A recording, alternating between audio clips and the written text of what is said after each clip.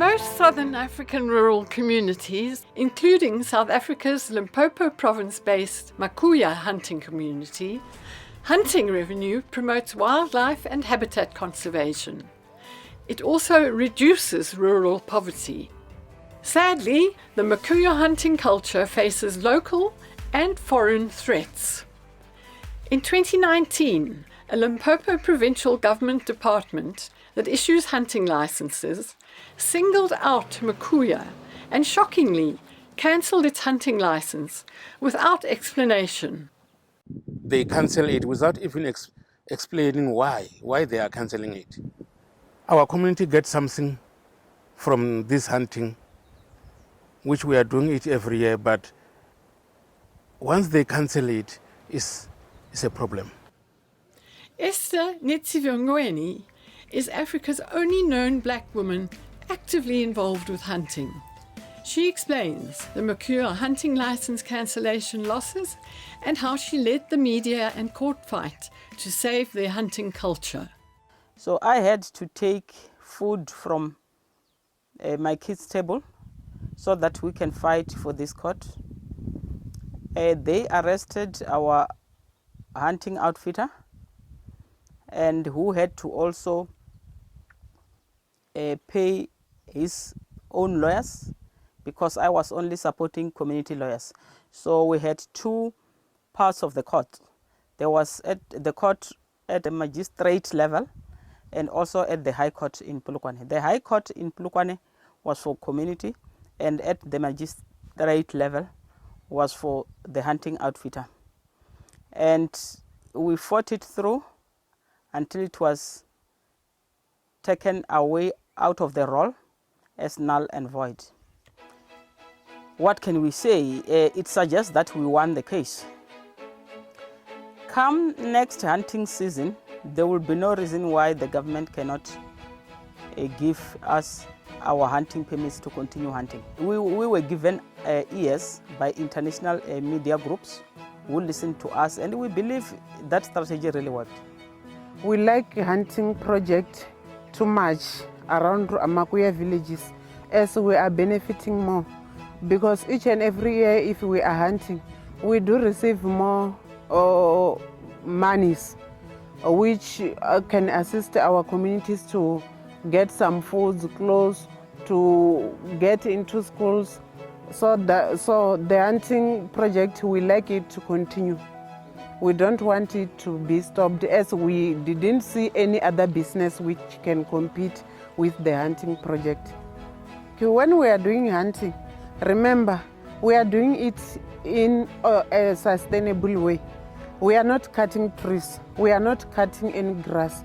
We are doing it in a sustainable way.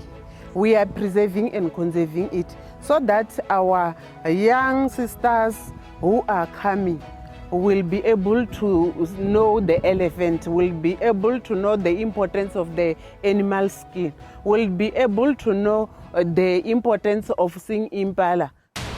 I am feeling sad because they are taking away our lessons, and that take away our chances of getting jobs. I see there is no future if we don't have our lessons back. If the animal rights group continue deny us benefit, it will not help us. Strained relations with a provincial government agency. Excellent relations with the national government. This is Makuya's curious situation.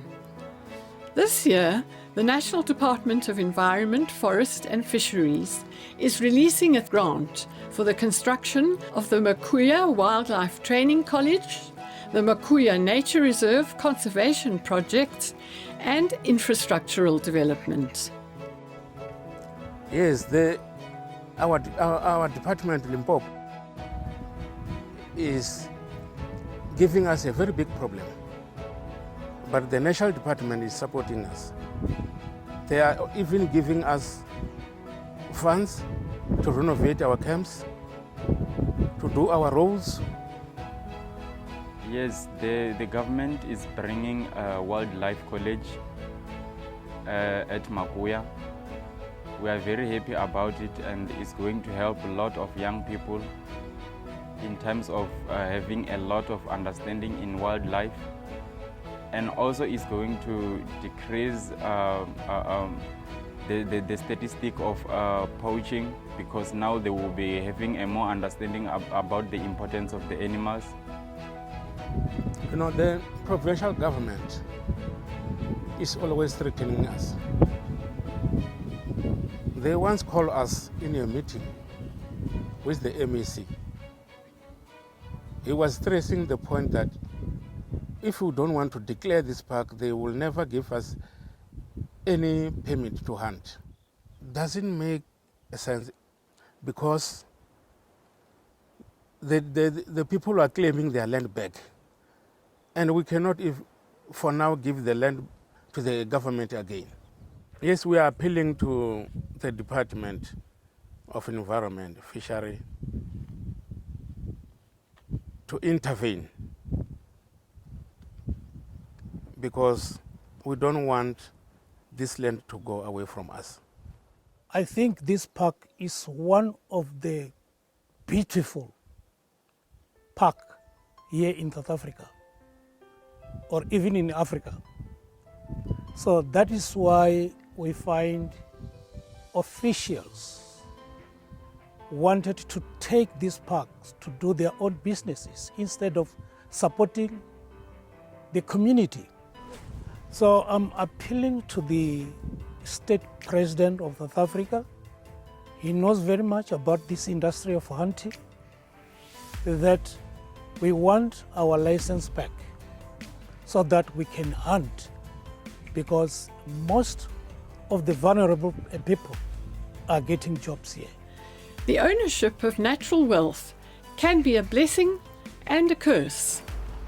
Commercial forces are reportedly seeking to control and loot Makuya's rich natural resources. We once had some mining companies who mined coal near Makuya Nature Reserve. During their mining time, they realized that Makuya is rich with wildlife. Now they've mined, they are done, but they no longer want to leave our area because they want to get involved in the tourism business of the community. And they came in as a way of saying we want to fund these tourism projects. But later, when they realized the Makuya Traditional Council leadership is so too powerful, they want the money to benefit the communities, they decided to start with the strategy of divide and rule. And they were paying people, I would like to believe, to strike against Chief Makuya and his leadership so that they can run away from these tourism projects, so that these big mining companies can benefit out of the Makuya tourism projects. The Western animal rights groups are said to have strong anti-wild trade influence over the UN International Wild Trade Regulating Agency, CITES. We have seen that at SADC region, including in South Africa, people are seriously suffering. They are suffocating, watching the hunting culture being taken away, with the powers, with the financial support that comes from the animal rights groups. If the Western countries and the animal rights group block us from hunting and trading with ivory, they must know that they are not welcomed in the SADC region.